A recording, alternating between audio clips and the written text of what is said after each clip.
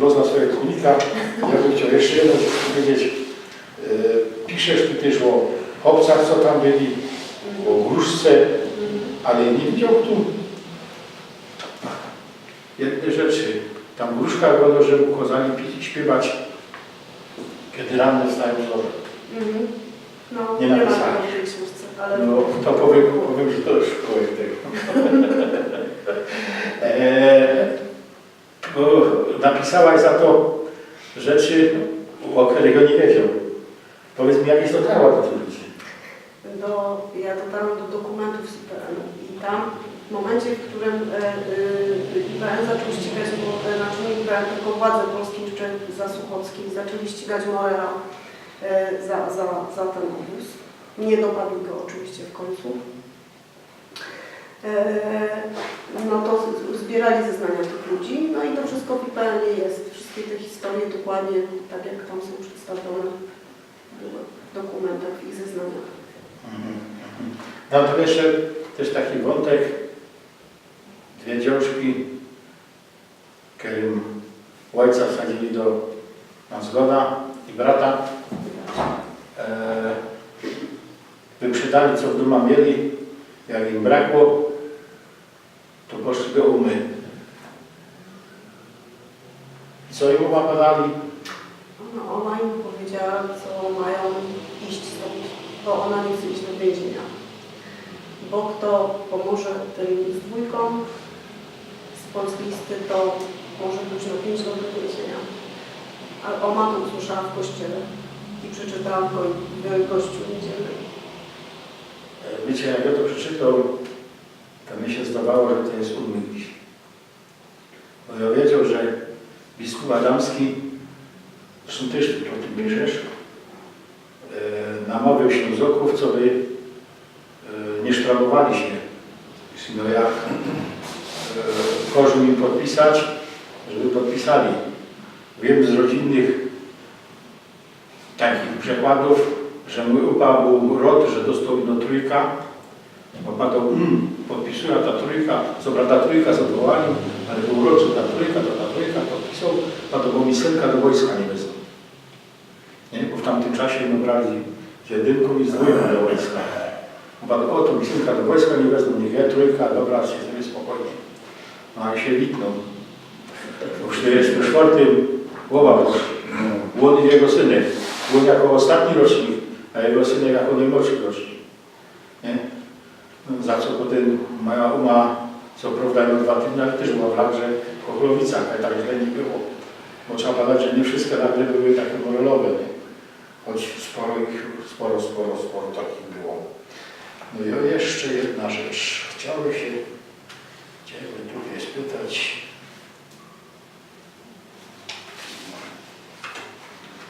To jest Achim, to jest ta końcówka. Wróciła przecież do kraju, w którym po wynaturzeniach komunie miało być normalnie, a zastała to tylko dawną ludzką małość. Truda, nie nerwuj się, szkoda Twojego zdrowia. Pojadymy do domu, będziemy żyć, niewiele nam już zostało. Pocieszał umarł. I to jest najbardziej wkurzające, bo jeszcze dzisiaj słyszę, jakie obozy? Przecież w Polsce nie ma żadnych polskich obozów koncentracyjnych. Przecież takiego czegoś nie było. No to byli komuniści jacyś. Czyż Ty się nie spotkasz już tak? No pewnie. No cały czas ja w ogóle z moimi koleżankami Ślązokami i oni też, jaki obóz, gdzie obóz? Obóz to był niemiecki, zatem nie było żadnych innych tu obozów. Także no, ale wiem, że na jakimś spotkaniu takim stał pan, który prawie się rozpłakał i powiedział, że jego ojciec zginął w takim obozie, że oni mieli całe życie przerąbane później z matką, no bo i z pracą, rucholi, generalnie jakieś takie prześladowania władzy mamy. I mówi, że to nawet nie o to chodzi, że takie życie, ale nikt ich potem nie przeprosił. Jednego głupiego przepraszał, innego tylko o to, żeby państwo przyznało do tego, że był taki fakt i żeby przeprosiło tych ludzi. I obawia się, że nie doczeka się ze swojego życia. No, zresztą tu też piszesz chyba słowa pani Boreczek, która zeznając przed polskimi władzami się zapytała, za co ona została tam poszła siedzieć, nie, do tego obozu. Za co? Też nie słyszała. Słyszała, że jest wariatką. Słyszała, że jest wariatką. Bo to nie trzeba było za nic. Powiem, że trochę się ruszyło, bo 31 już zapraszam Państwa. Na Halemie będzie takie spotkanie z warszawiakiem, urodzonym w Warszawie, z dziada pradziada warszawiakiem, panem Muszczyną Markiem, który tak jak Ty był wkurzony, że państwo polskie przepraszał za Jedwabne, w którym nie miało żadnego udziału jako państwo, a przemilczał coś, co się działo pod jurysdykcją państwa polskiego, pod zarządem polskim, gdzie Polacy, bo były obozy również NKWD, trzeba pamiętać i o tych obozach mówimy, nie? Ale nigdy się nie przyznało, nigdy nie powiedziało przepraszam. I uważam, że tak miało być. I do dzisiaj są ludzie, którzy tak uważają, że tak ma być. Tak ma być, że tak właśnie jest. Ja chciałam zobaczyć, że w Muzeum Śląskim jest sala poświęcona temu i tam jest napisane, że to były obozy powstałe które zorganizowała Armia Czerwona. Takie zdanie, jedno. I nic więcej, nie? No tak. No tak. Prosiłbym teraz, może tak na początku, fragment po polsku. Jeżeli można. No jest częściowo po polsku, ale i chodzimy na zgodę do swoich mężów, braci, ojców. Chodziły kobiety, dziewczęta, dzieci. Pod bramą spotykały podobne sobie, wystraszone, zagubione, ale bardzo zdeterminowane, że może uda się wspomóc kogoś tam, za kolczastym drutem, wspomóc chlebem, ciastem, słoniną. Strażnicy odpędzali wszystkich spod bramy, ale czasem komuś udało się coś podać. Wśród oczekujących cichą uwagę zwracała kobieta, niemłoda już umęczona. Jej wielkie, stroskane oczy ożywiały się, ilekroć strażnik z biało-czerwoną opaską na ramieniu zbliżał się w jej kierunku. Waltrauda przyglądała się jej z zainteresowaniem. Mogła być w wieku jej wyrodnej babki, a jednak strach przed ogniem piekielnym, rozhajcowanym zresztą przez nadgorliwego faroża, jej nie powstrzymywał. Nie zimnową, Waltrauda przyjrzała się jej bosym prawie stopom. Z oki by się wam zdały. Twarz kobiety rozjaśniło wspomnienie uśmiechu. Nie potrzebuję, dziążko. Nic już nie potrzebuję. I no mojego chopa całego łobocyć. On taki borok, w jednych kalotach, w jednym szapecie rodzinnym. Zapłakała przy tym płaczem bezłzowym już, ledwie zeszklone oczy ukrywając w pomarszczonych dłoniach.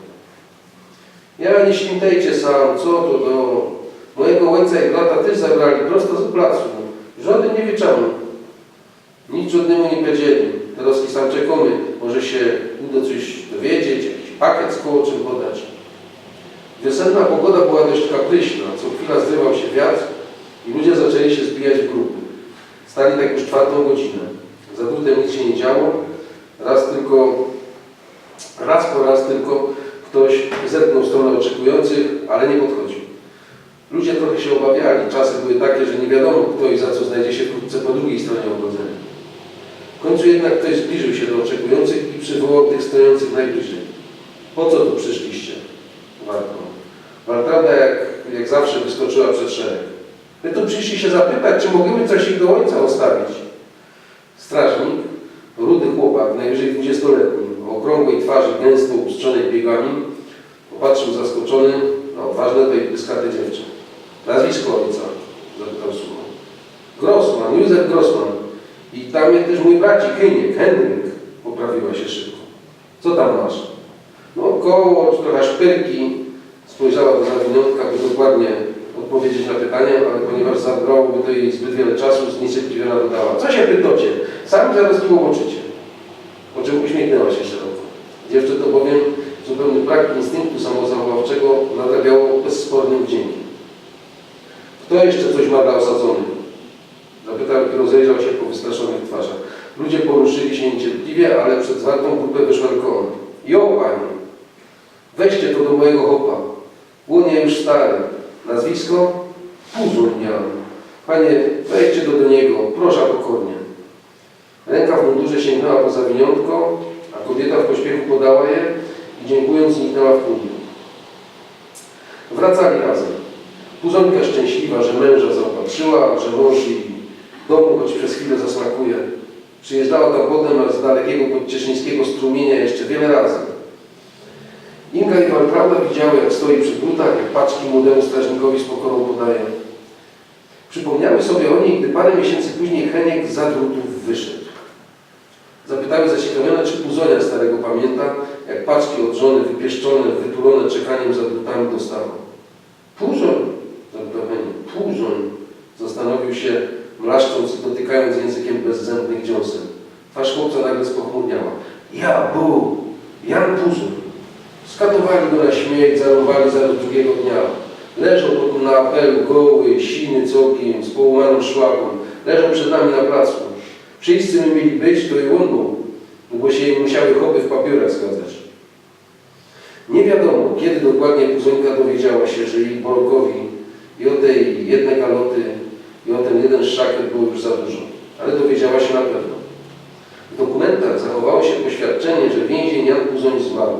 W rubrce przyczyna śmierci ktoś pisał starannie zakażenie krwi.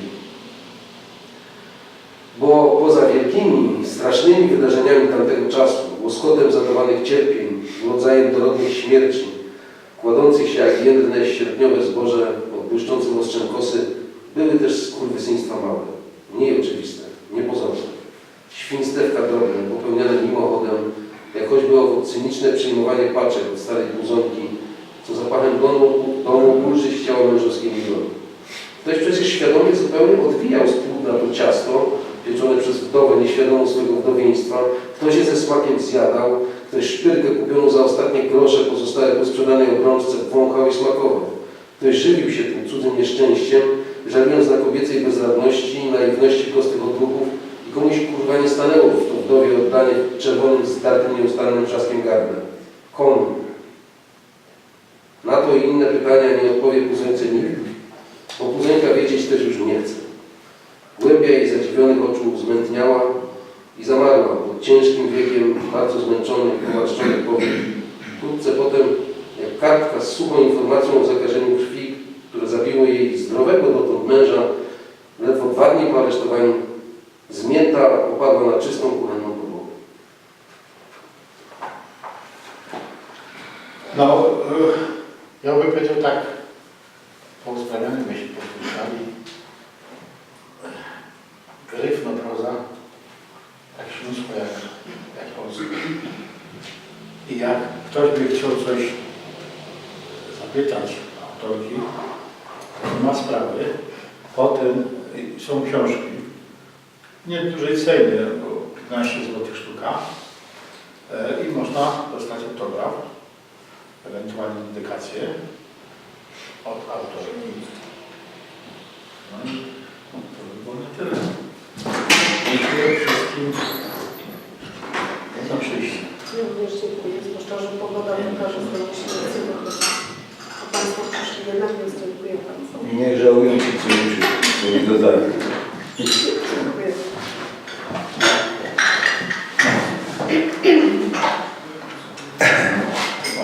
Chcesz sprawdzić? Gorzdyjcy przyjdą tu,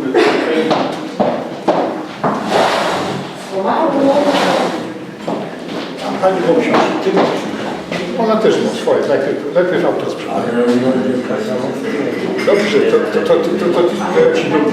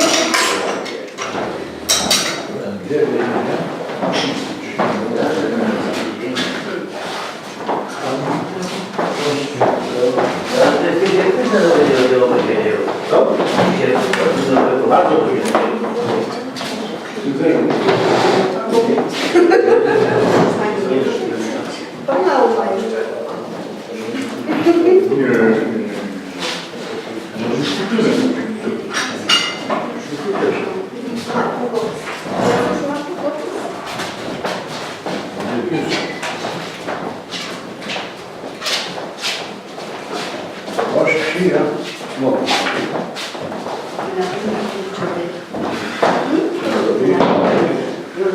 Zróbmy automat. Chodź, ale jak zajść czasem,